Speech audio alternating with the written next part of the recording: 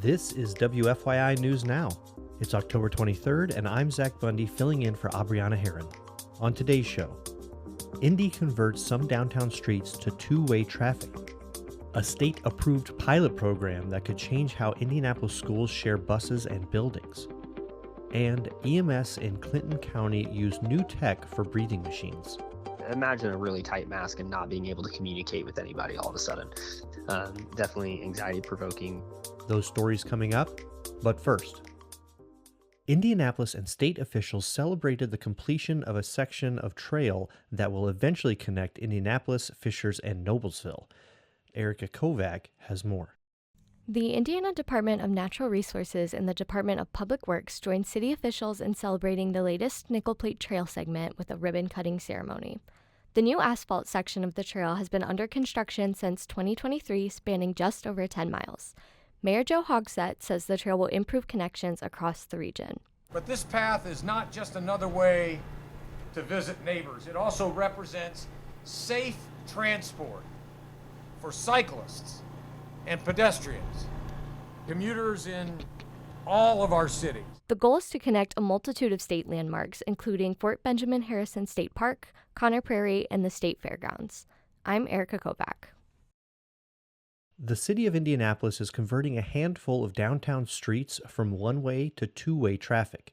Jeremy Rubin has more. Portions of 8 streets, ranging from Fletcher Place to the Crown Hill neighborhood, are being converted into two-way thoroughfares. The changes start at the southernmost end of College Avenue and go up to where Capitol and Illinois meet 38th Street. The city says the changes will come over the next couple of years. Proposed benefits include an increased convenience for drivers, slower traffic leading to safer commutes for pedestrians and cyclists, and boosted economic development.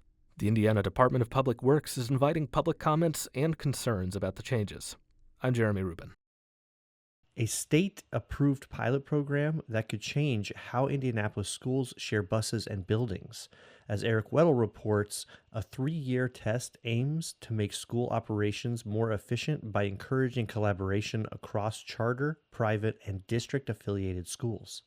More than 50 Indianapolis schools will take part in the pilot. It includes 28 independent charter schools, 22 charter or independent schools tied to the Indianapolis Public Schools District, and 3 private school campuses. The effort will explore ways to share transportation and facilities, 2 major costs for schools that don't get property tax funding. State Education Secretary Katie Jenner says the goal is to test new ideas that can become models for other schools statewide. I'm Eric Weddle.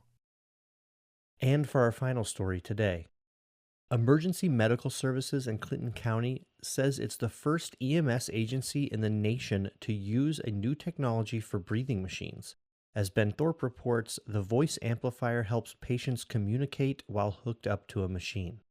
When patients struggling to breathe are hooked up to a CPAP or BiPAP machine, it can be difficult for them to communicate their needs or discomfort. The Speaks machine is an adhesive that goes on a breathing mask and helps amplify a patient's voice.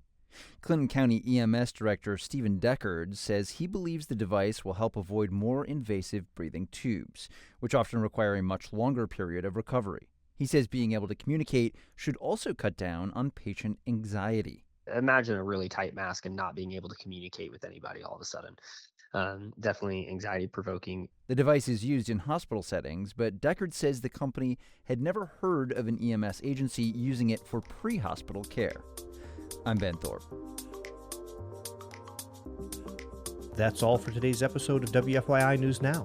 Our podcast is produced by me, Zach Bundy, with support from the news team at WFYI and public media journalists across the state.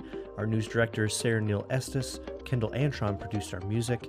If you liked today's episode, remember to subscribe and share. And follow WFYI on Instagram, TikTok, Facebook, and YouTube to check in on our newsroom throughout the day. Thanks for listening, and we'll be back tomorrow.